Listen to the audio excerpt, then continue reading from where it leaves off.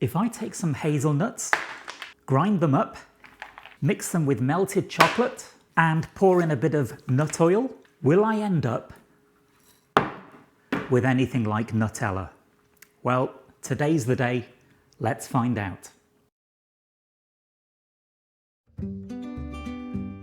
The first thing to do was gather some hazelnuts. I headed out to some hazel trees where I'd spotted ripe hazelnuts lying on the ground. Now, I've been walking past hazel trees all my life, but I've never noticed the nuts before.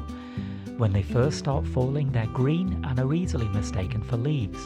And by the time they're ripe, the squirrels have normally got to them, and all that's left are empty shells. But I noticed some local hazel trees where there were lots of ripe nuts lying on the ground.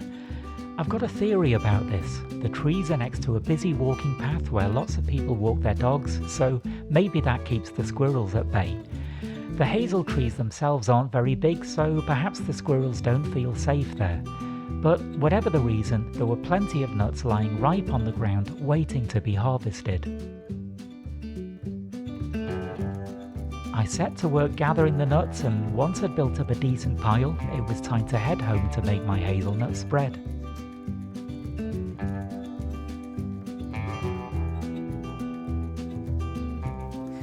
So here are my hazelnuts. So now, first thing to do is we'll shell these before we grind them up. I don't actually have a nut cracker, so let's use these trusty pliers, see how we get on. Okay. Right, well there's nut number one, and some fragments of the shell are halfway to Mars. Let's try another one. This might not be the best method.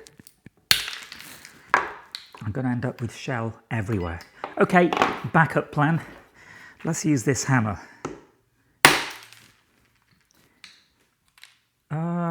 Yep, okay, this might work.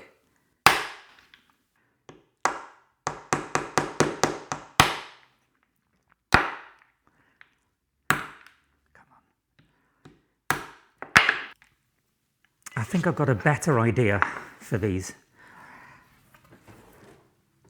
If I put them under here, it will stop the shells going everywhere.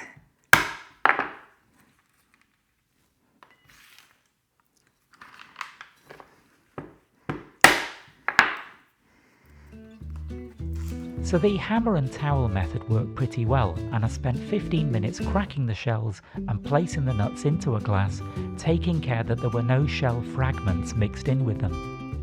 Okay, so after all that grinding, we end up with 1 glass full of hazelnuts, or 1/2 full glass of hazelnuts. So now it's time to grind them. So let's load this up with hazelnuts and get grinding. So will these all fit in one single load? Yes, they will. Okay, lid on, and let's grind.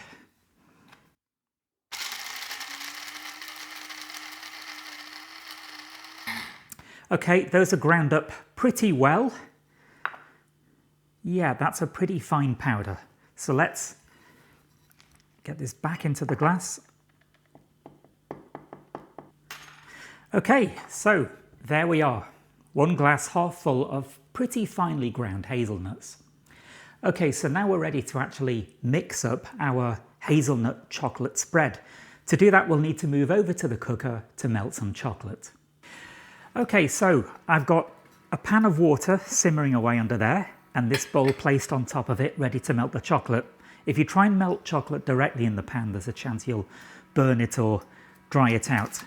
So let's begin by adding in some chocolate. Now, I haven't bothered to weigh anything here.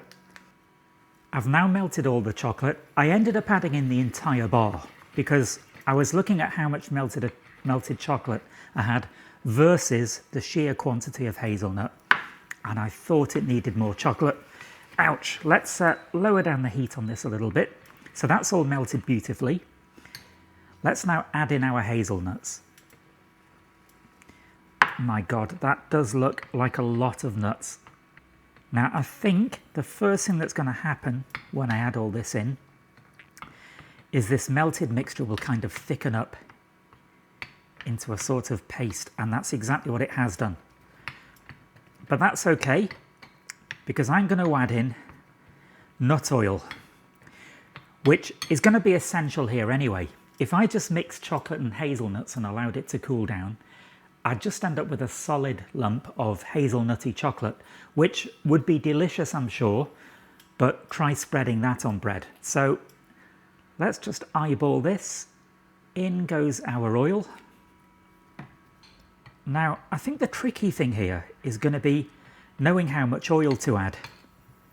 It's only when the mixture cools down that I'll know how spreadable it is or not.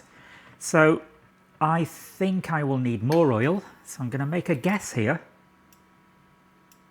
Then we can let it cool down, see if it's set solid or whether it's got the spreadability we need, and if it's too solid we can always remelt the mixture and add in more oil. So let's get this thoroughly mixed in. I'm going to take this off the heat and I'm going to let it cool down. Okay, so I've allowed my mixture to cool down to room temperature, and the texture of this stuff, the runniness, is, I would say, pretty much perfect. The first thing I do, I think, is I'll transfer some of this into this jar. Now, I've made quite a lot and there are other jars, but let's just start with this one. See how clean or messy a job I can make of this. So here we are, one nice, neat little jar of my homemade Nutella. I'm calling it that so they don't sue me, and because it's not Nutella. But let's make this look the part and stick on this label. Nutella, warning, may contain nuts. Okay, so there we are. That's the finished product. So time for the taste test on some, I think I'll make some toast. Okay, so one slice of toast. What I'm going to do, I'm going to spread half the toast with Nutella and the other half with my Nutella. So the Nutella is going to act as a kind of control for the experiment. So let's spread this on. Okay, so there's the Nutella. Now, for my own. So much more runny. Maybe I overdid it on the ground nut oil. All right, so here we go. One slice of toast, half real Nutella, half my homemade Nutella. Let's start with the Nutella first. Now let's try mine. Actually, the Nutella spread on a bit thicker, and that's not fair, is it? So let's get a good dollop of this on here. Give my own product every fighting chance. Okay, here goes. Okay, there's not much between these two. The Nutella's got a darker chocolate kind of flavour. If I did this again, I'd probably use dark chocolate. I looked on the ingredients of the Nutella too. They add in a bit of milk powder. So I think they are using darker cocoa solids. Adding in the milk powder to lighten it up slightly. They're also using vanilla extract, which I think is cheating a bit. So my stuff's more the real deal. But there really isn't much between them. So I would say, first attempt on this, I'm pretty happy with the outcome. If I made this again, I would use maybe 50-50 mixture of milk chocolate and dark chocolate. But other than that, I don't think I'd change anything. I wouldn't want to add vanilla extract because, yeah, I don't think that's fair. In terms of texture consistency, yeah, it's a bit runnier than Nutella, but it's still absolutely fine. So yeah, I'm quite happy with this. Okay, so there we are. Homemade Nutella, quite similar to the stuff you buy in shops. A lot of effort to make, obviously. Is it worth doing though? You know, why make your own version when you can just go out and buy a tub of the real thing? Well, I think it's worth making because it's fun. I really enjoyed going out and harvesting those hazelnuts, bringing them home, cracking them all. You know, making stuff with ingredients that you've foraged yourself is fun. It's especially fun if you've got kids. When it comes to hazelnut season, September, October, whatever, if you notice them lying around and you've got kids, it's a lot of fun to take them out, hand them a little basket, get them harvesting. make this and let them try the end product. So yeah, I'm very happy I tried this out. I'm happy with the result. I hope you've enjoyed watching this video, and I'll see you in the next one.